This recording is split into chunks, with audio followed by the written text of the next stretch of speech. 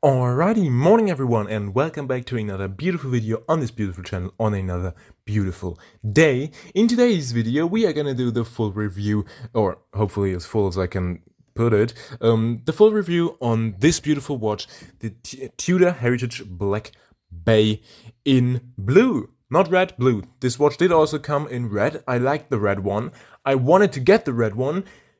I didn't get it though. I still don't know why really, and I still kind of want it nowadays, but this is definitely the blue version, as you can see, and it is really a very, very good watch for everyday carry. I talked about that in the unboxing already, but some other things that we are going to talk about today are also going to strengthen that belief, I guess. Maybe that's probably a better word for that, but I guess you know what I mean. So what I'm going to do now is I'm going to put on some gloves because we don't want to smear whatever all over this thing, and then we're gonna go over a lot of the facts about this watch. Maybe not all of them, but I will do my best. So first things first, this watch does have a folding clasp and a leather strap, the leather being calf's leather and the folding clasp being made out of stainless steel. It's a really, really nice folding clasp, I have to say. You can see the quality of this is absolutely awesome for a watch at this price point. As I said in the unboxing, this watch was around £2,200 when it was bought in 2018, and I paid approximately 2,800 euros in 2020 for it. You can see there's the reference number, which is the, let's take a look here if you can see it, 79220. It's actually 79220B for blue, and then there's also 79220R for the red one. All obviously talking about the color of the bezel. So that's very, very nice. And you can also see on the back side here of the watch, you've got Tudor, Swiss and Geneva engraved. Obviously the brand, the place where it's built and the country where it is built.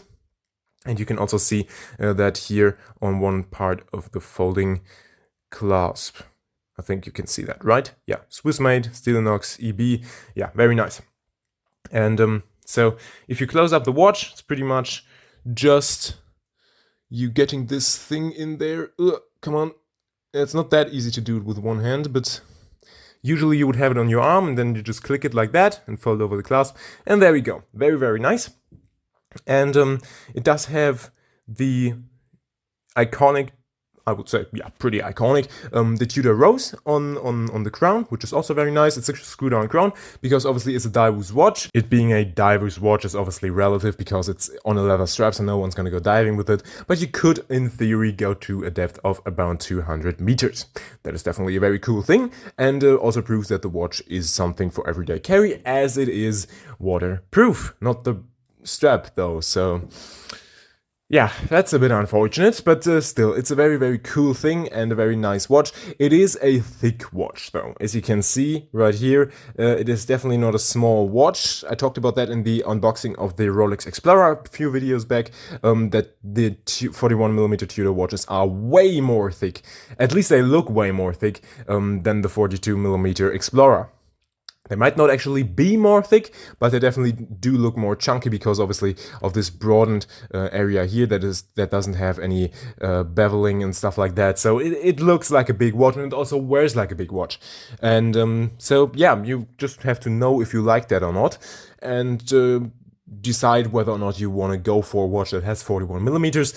They do produce a one that is obviously way smaller, being the Black Bay 58 with 39mm. It's also way more thin, so if you want that, you can also go for that, I would say. There are models produced that look very similar to this watch. These watches do come with an aluminum bezel, which is really cool because many people liked the neo-vintage and vintage Rolex models that came with an aluminum bezel, and Tudor kind of grabbed that and put it into their newer watches. So that is also something very cool for all the people that really like the neo-vintage and vintage Rolex sports models, because, well, this is pretty much very similar to that. It's an aluminum bezel. It looks extremely similar, and it has a very similar feel, so that's a very cool thing at that. It also has green luminescence, not the blue one that is mostly used by Rolex nowadays.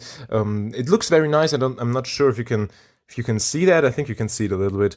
It hasn't been on in the daylight for a very long time, but I think it honestly looks a bit better than the blue one.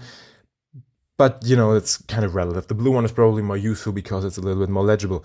But, yeah, besides that, just really, really cool. It does not have the Tudor in-house movement. I said that in the unboxing already. It has an ETA movement, which is not bad. It's supposed to be very reliable, the one that is used here. That was also confirmed by some of my friends that have had this watch for a pretty long time. However, it is obviously not as nice, so to say, as a Tudor in-house movement, even though you're barely gonna notice the difference. So, but if that's something that concerns you, it does not have the Tudor in-house movement. But then again, you can also not really buy this watch from a at least not from an authorized dealer anymore, because it did get discontinued, as far as I'm concerned. So, as far as I know, there we go. So yeah, that's the thing. You can nowadays only get the one with the straight writing down here and with a Tudor shieldy thing, coat of arms thingy up there instead of the rose. But yeah, I don't even know if that one has the ETA movement or not. I would reckon it doesn't, because Tudor has a movement that would fit in this watch. So why not use it, right? You would think so, but, you know, maybe it didn't get discontinued, who knows. As I said before, this watch does also come in different colors. It does come in black, and it also comes in red, meaning that the bezel is red or black, and the red one and the black one both have a black bracelet, or like, obviously a metal bracelet, or a black leather or NATO strap. So, yeah. Obviously, it would look a little weird if you would have a watch with a red bezel that has a blue strap on it. But yeah, so these come with the black one, and this one is, as far as I'm concerned, the only one, as far as I know, the only one that comes with the blue leather strap. Which, honestly, I really like this combination, and the more I look at this watch, the more I actually like it, because it's just such a nice watch for such a decently affordable price that most people would be able to save up for. Well, maybe not nowadays, because everything gets more expensive, I know that, obviously, but it's not completely unobtainable. That's what I wanted to say with that. Like, a watch that costs like around 2,000, probably nowadays more like 3,000 euros, you know, that is not completely inaccessible to most people. It is still very expensive.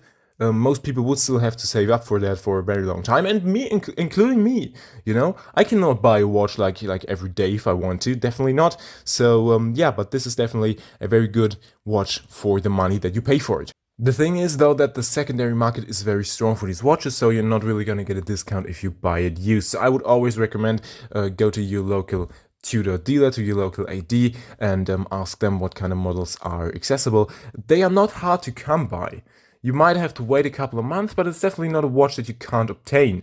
It's not that hard, right? My Tudor dealer has 2 of them on display that I could buy any second if I wanted to. Don't really want to, but, you know, it's not that hard.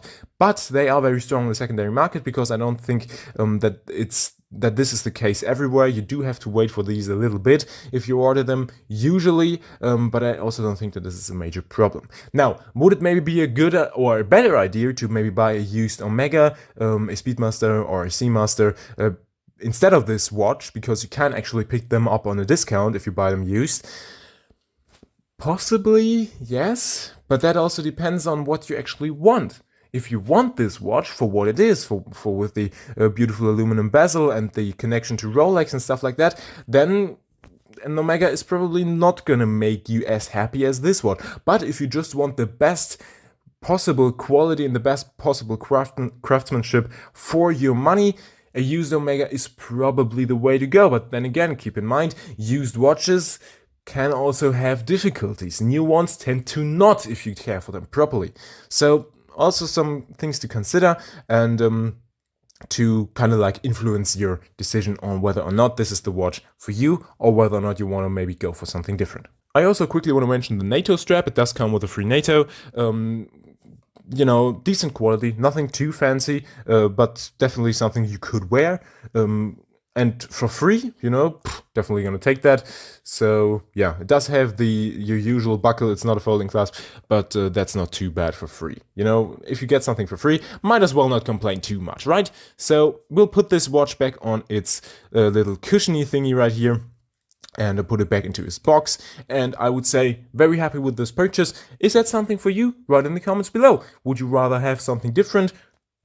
you know, no problem with that whatsoever. So if you've got any more questions about the watch, because I'm sure I forgot something that is important, be sure to write it in the comments below. I'll be very happy to answer that as always. And if you want to, you can also rate the video with either like a thumbs up or a thumbs down, whatever you might want to do. And you can also subscribe to the channel, because that would make me very, very happy. So yeah, thank you very, very much for watching. Have a fantastic week, and until next time.